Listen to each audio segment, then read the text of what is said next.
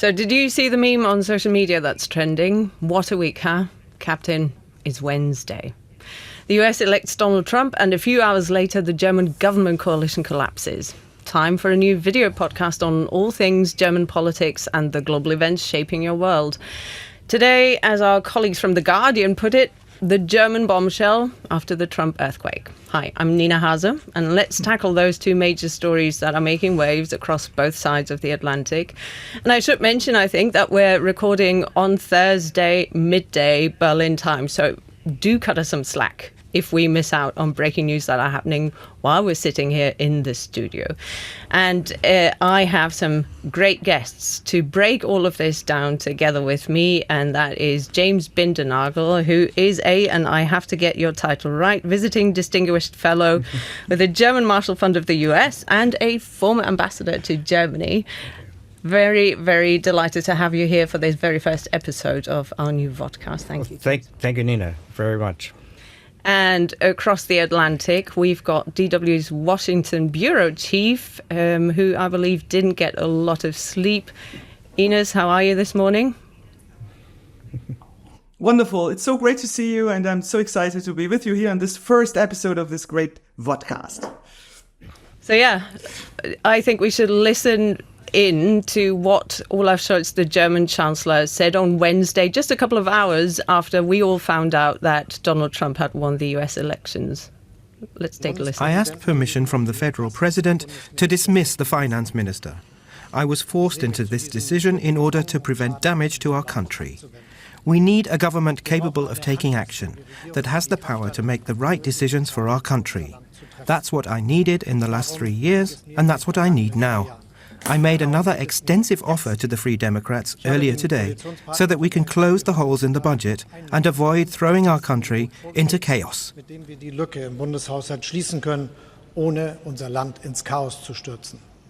James, what's your assessment? What on earth is going on? It's been a very long time that the three parts of the coalition have been arguing against each other and operating in their own realms. And it was pretty clear that they were not able to come together. And at some point, a coalition would step aside and not wait until September for the Bundestag election. But is that something where you would say it was the right thing to do? Some people are saying Olaf Scholz at last showed some leadership. Or is it irresponsible? Because, of course, with Donald Trump entering the White House, all eyes are now on Berlin to see who can fill the gap when it comes to Ukraine support, for example. That was a key issue, of course. And Ukraine is very much important for not only the German decision to whether to support Ukraine, which was tied in the budget. The budget was not available for them. And the cuts to the defense ministry from Pistorius' request for $6 billion euros more. And then we told that the EU or the G7 would cover some of that. It's not really responsible action of a government dealing with its own problems. And then you put together the election of Mr. Trump, who has also very high on his priority list what to do with Ukraine. So you have a conjunction where you need a very strong German government, also particularly for Europe, to show that there can be something together with this new government coming from the United States. I want to put that question to Ines as well. Ines, what have you been hearing in Washington? Have people taken note of the fact that the German government coalition has collapsed, and what's the reaction? I mean, the average American's definitely not that, other problems here. They want to see how this folds out, what Donald Trump is really going to do, like when it comes to domestic issues in the United States. But of course, when you talk to politicians, especially foreign or people who are interested in foreign policy, there is a big worry. What will this happen? Maybe the next government might be even more Ukraine-friendly, if this is the right way to put it.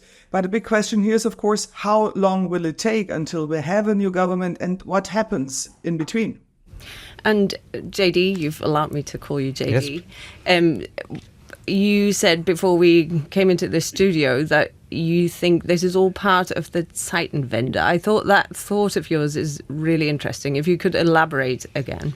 Sure. The Zeitenwende that was announced, or the epochal change that was announced after the Russian invasion into Ukraine, is now combined with a Zeitenwende, an epochal change in the American politics. American politics has always had an issue of isolationism, of anti-free trade, and that had been really set aside since the Roosevelt administration. And now we have this effort coming back as a very democratic election by the American people for Mr. Trump and what he stands for. And he stands for this very much an epochal change, or I would call it the other side of the Zeitenwende that the Germans have been fighting with and trying to deal with since the invasion in Ukraine in 2022. But have they really been trying to deal with it? Sometimes you get the feeling as a political observer, yes, they did notice that things have changed, but Boris Pistorius, the defense minister, once put it this way. He said,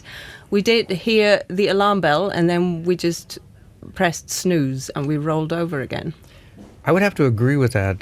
The idea that the Zeitenwende was the first, after 3 days, the Zeitenwende, and the first year was very important. And then the German government under Olaf Scholz was following the lead of the Biden administration. Biden administration was very, very cautious. And following in behind of the Biden administration's decisions was not taking leadership, was not making it an issue for the German public. And as a result, it seemed to be stalemated in the politics and not broken out. Now, what we had with Trump's election is a shift.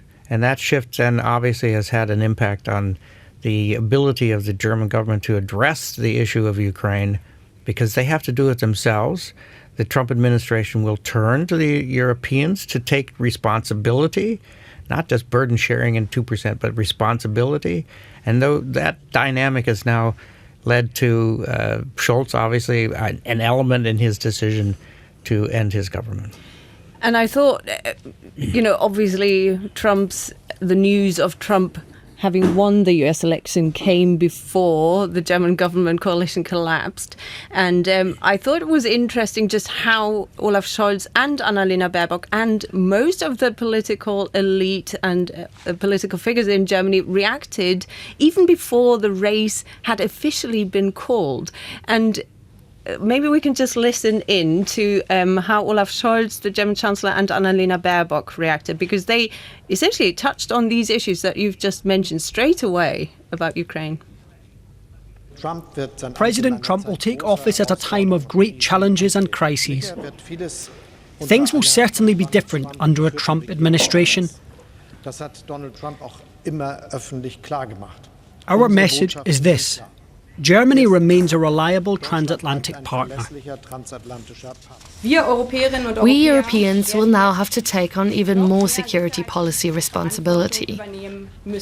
Today, tomorrow, the day after tomorrow. I thought I want to play you the soundbite from Angela Merkel reacting to Trump's first victory. Let's just listen to how she reacted at the time, and then we'll talk about what's different now. Germany and America are connected by values: democracy, freedom, respect for the law, and for the dignity of human beings, independently of origin, skin color, religion, gender, sexual orientation, or political views. On the basis of these values, I am offering the future President of the United States of America, Donald Trump, close cooperation. So this was in 2016, and Ines, what stood out for you if you compare the reactions to Trump's first victory to Trump's second victory? Well, Angela Merkel was able to talk about values, and Olaf Scholz and Annalena Baerbock, they have to take about money, because this has changed. We have a war in the heart of Europe, and Germany has to play a different role. And I want to really address something here, because I think that's a mistake many people make. Also, if Kamala Harris would have been elected, if she would be the next president of the United States, Germany and Europe would have to pay much more. There is a shift kind of here in the United States towards the Indo-Pacific area. It's of course Germany, Europe will be important also as a economical partner. But the times that the United States, that the people of the United States are willing to take on the burden, and European countries can kind of hide behind the big brother, whom they then can criticize. They are over whoever is in the White House. Will the rhetoric change? Of course, the tone will change, and maybe the dramatic will change. But again, Kamala Harris would also definitely have asked for a better and more reliable support from Europe when it comes to security and basically to how much money European countries are willing to spend for their own safety. So, JD, are they prepared better in Berlin this time around, would you say, for Trump? Or is there just a reckoning that this is reality now? I don't believe they're really aware of the dramatic change that has happened in the United States. This was a very democratic election. He won not only a majority, he won the Electoral College, he won the Senate, and the House is still out. But he has a Supreme Court that also is in his realm. And the issue is what you point with Merkel. Merkel was talking about the values that we have, and Trump is talking about interests. And his definition of interest is then combined with the issue of transactions. And so when he looks at Ukraine, it's a transactional issue, which he talks about it in terms of money, which it is, but it's also a question of a transaction.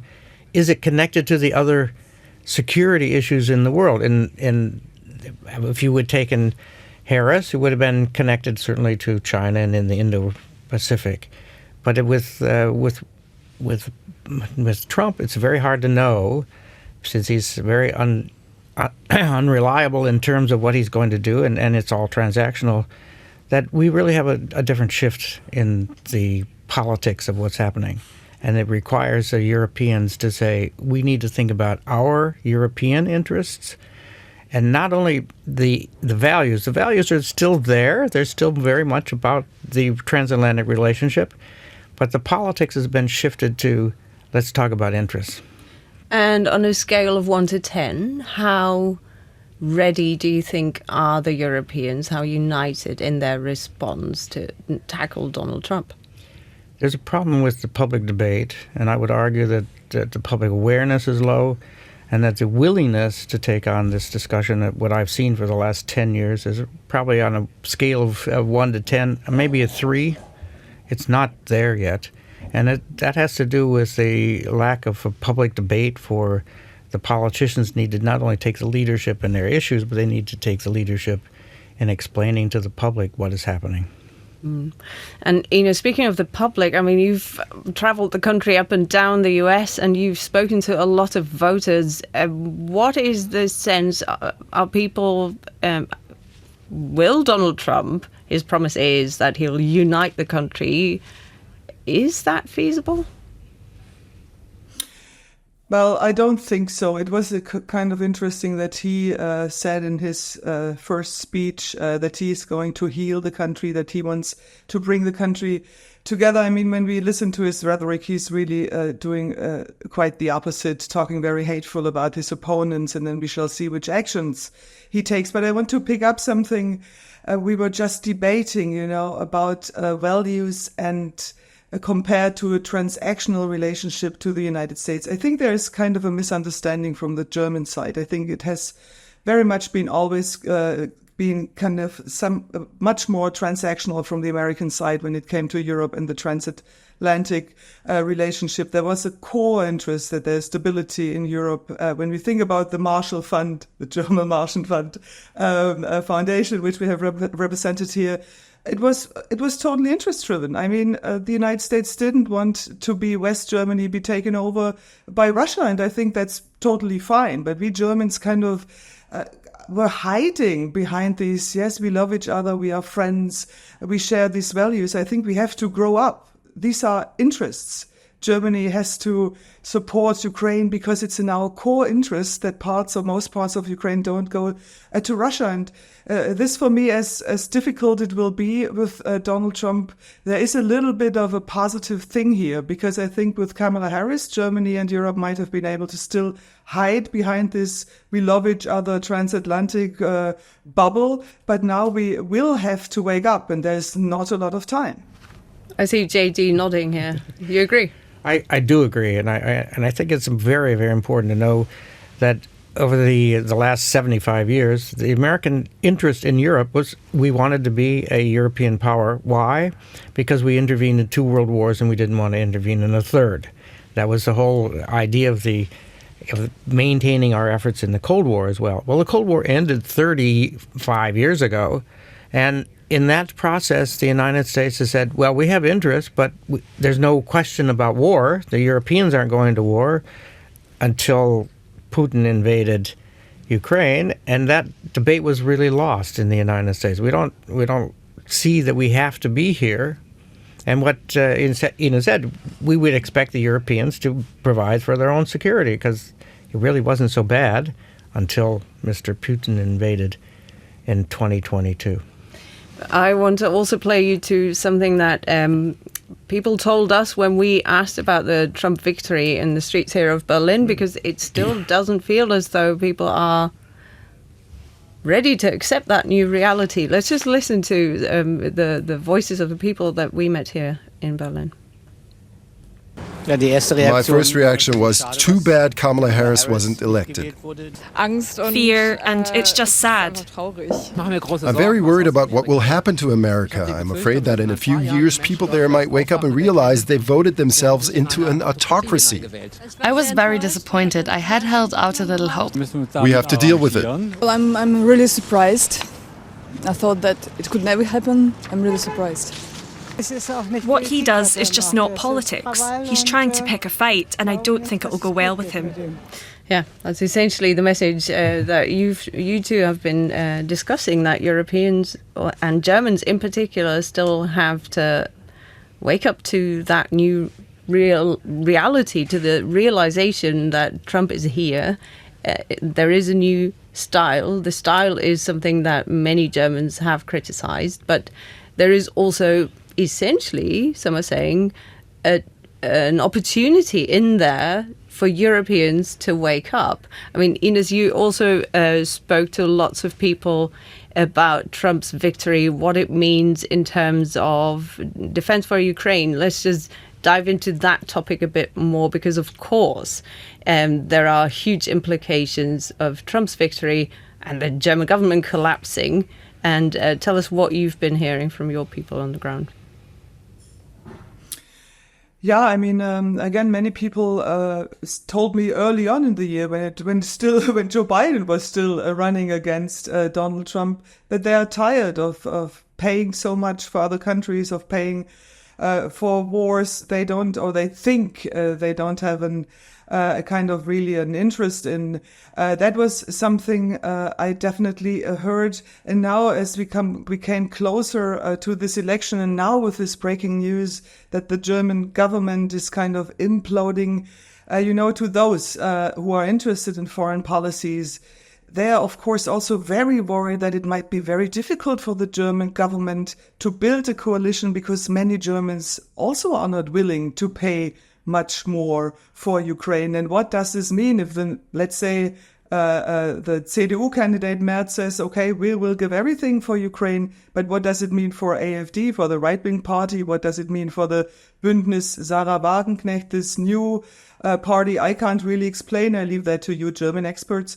But what does it mean? Will the CDU chancellor be able to really build a government with these new forces in play? And everything is coming back to the question, how much money is Germany or German voters, how much money are they willing to pay for other countries? And there's a lot of similarity to the American people. So when everyone is now so super critical with the outcome of this democratic election, I think especially Germany, but also other countries like France or Italy or Spain, who have these autocratic leaders in play or on the horizon, I think we all should think a little bit about our own society and how difficult it seems to be for politicians really to explain why the support of Ukraine, for example, is so important for each country as well. You're, I think, referring to something that Ben Hodges told you. Let's listen to what he told you on Wednesday evening. European countries should not do that to appease Donald Trump. They should be doing that for their own people. Because if Ukraine fails, it will be because the United States and Germany turn their back on Ukraine. And then you're going to see millions of Ukrainian refugees coming to Germany. You're going to see continued disruption of food and energy supplies. And you're going to see tens of thousands of Ukrainian soldiers absorbed into the Russian army. Well, I like the expression on his face right now. If you're only listening, if you're listening to this podcast, you can't see his expression. But then absolutely do Google DW News, find it on YouTube. Priceless expression by Ben Hodges there. What did you think, JD? First of all, I very much appreciate Ben. General Hodges is a very, very good and astute military analyst as well as a very good leader. I would take it a step beyond that to the geopolitical issue.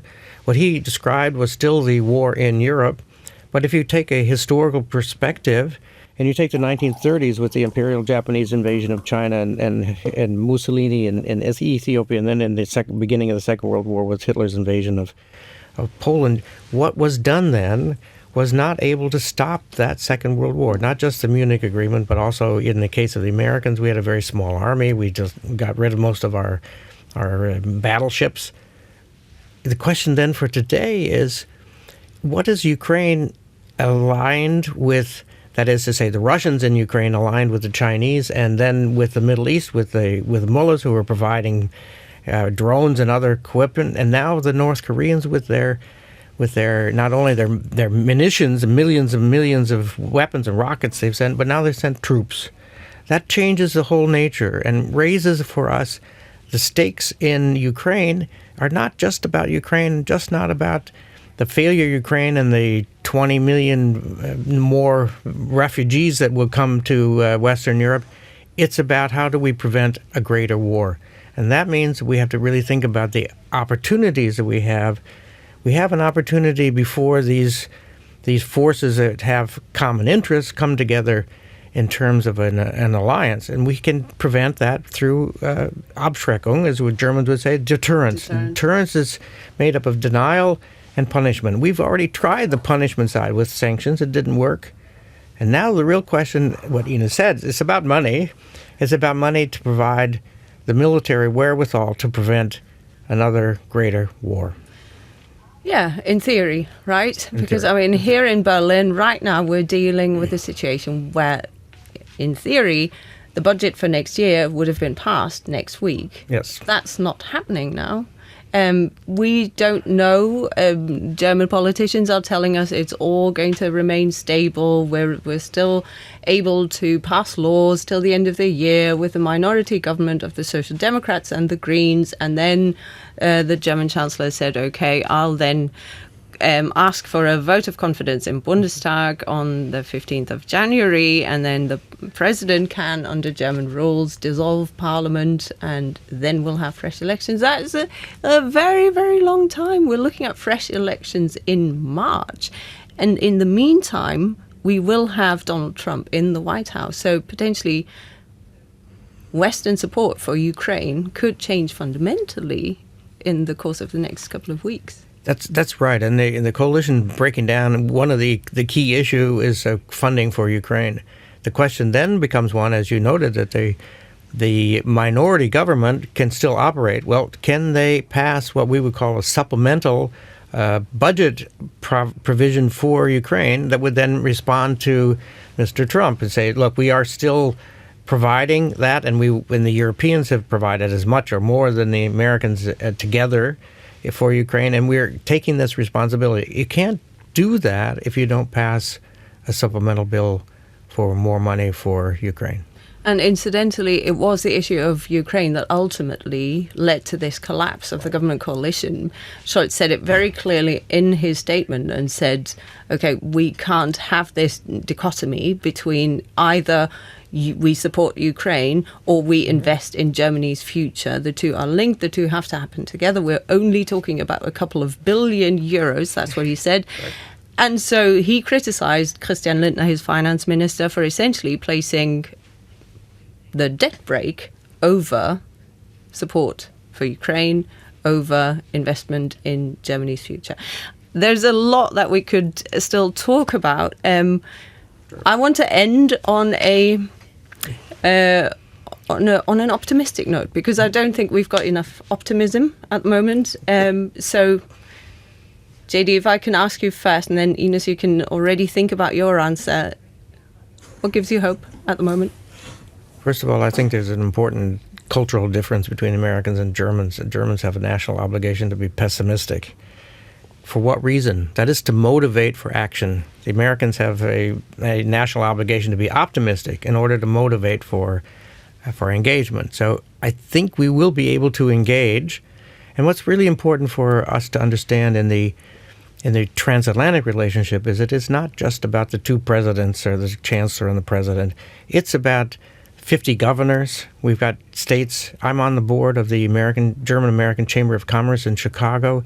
There are hundreds of members of our chamber that are doing business, and the relationships are much more deep and wide and based on a very long history and a lot of cultural connections as well. So optimistically, yes, we have a very strong base to which we can carry through as this geopolitical, this second Zeitenwende in the future. Ines, you've had enough time to think now. I would have said that actually right away. So I listened to Kamala Harris' concession speech she delivered yesterday at her alma mater at Howard University. It's a historically black university. There were many, many students. Fantastic speech. I really highly recommend to everyone to listen to it. And what really stood out for me was when she addressed the young people there on campus, saying, in really dark times, what matters are the billions of stars in the sky, and they can shine even lighter. And each of you could be one of these stars. And maybe I have been living long enough in America to kind of fall for this little bit kitschiness, but it really gave me hope, because I thought, yes, we also can be these stars. We must not kind of talk only badly about each other's country. Germany is a great country. The United States is still a great country. They're wonderful people. And I think we still all of us should try to explain each other and listen to each other, still learn it from each other. And there will be midterms and, in the United States, things will be changing again. So let's become a star. Way too optimistic for a German national. I'm sorry, Ines. Sure. And this is all we've got time for today, I'm afraid. Thank you both very, very much. But we will be back next week, and you'll find us on YouTube at DW News, on dw.com/Berlin Briefing, and on all major podcast platforms once a week from now on. And if you don't want to wait another week for news on the current German political drama and the German view on events worldwide, we've also got our DW Berlin Briefing newsletter, so make sure you subscribe. That comes out every Tuesday. Thank you very much to James Bindernagel and to Ines Pohl in Washington, and till next time. Thank you very much.